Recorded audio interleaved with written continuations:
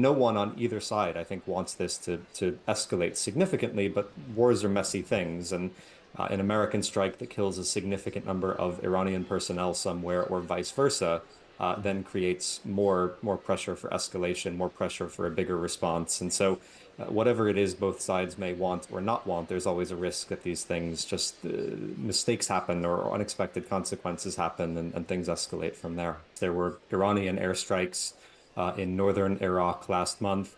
The Iraqis were, I'm sure, notified of this in advance by the Americans, but it puts their government obviously in a very difficult spot.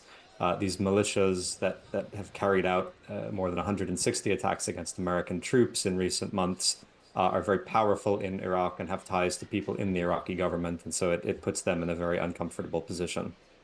What were the US hoping to achieve? We hear that this was against targets that were Iranian-backed targets. So what do you think is going to be the end results of these 85 targets? And also, from what we're hearing from the US, is that this is part of a process. This is not the end.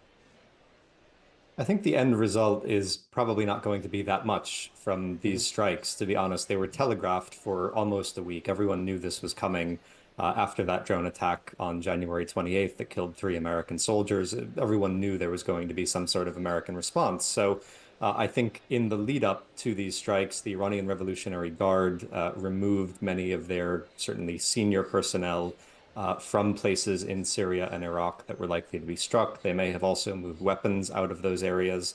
If you really want to deal a blow to your enemy, you don't give your enemy a week of advance notice that you're planning to carry out an attack. So I think as a first sort of tier, as the Americans call it, in their response, this is just meant to show that America is going to respond somehow.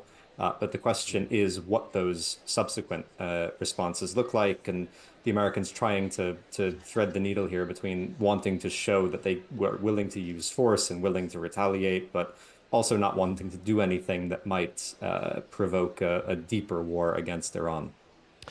I suppose it was inevitable that the US had to retaliate after losing 3 of its personnel on the ground. Now, Iraq, as we said, is warning of disastrous consequences for the region. At the risk of avoiding sort of catastrophizing there, Greg, what could the consequences be? How does this get worse? Is it the involvement of Iran?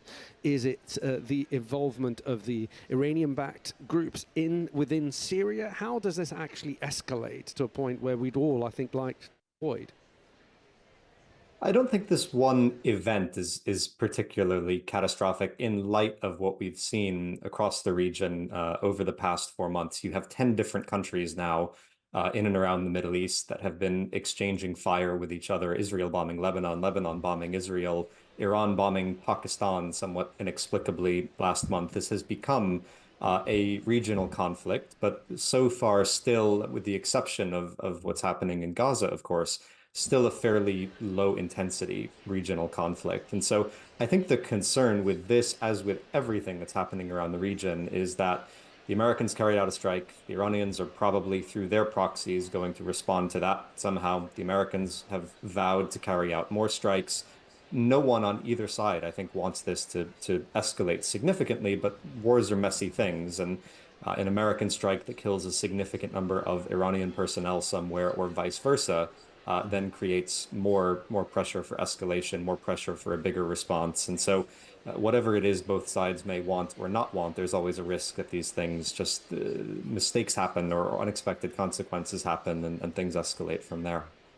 Iraq has reported that civilians were among the 16 people that were killed.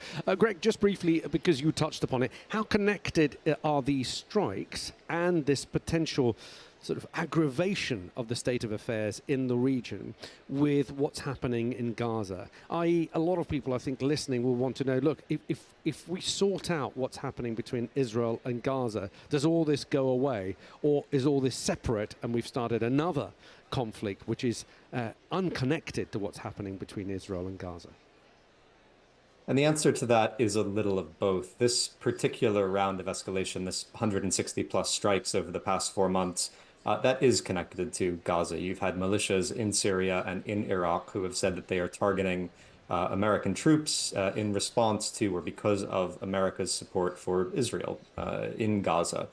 So this particular escalation, yes, they're linked, but some context. I mean, if you go back to before October 7th, these militias have carried out dozens and dozens of attacks against American troops in the years before October 7th. Iran and its allies determined to drive American military bases out of the region. They're determined to drive American troops out of Syria and Iraq. And so even if there is a ceasefire in Gaza tomorrow, that underlying issue is still going to be there. And I suspect that these militias would continue to carry out attacks on Americans.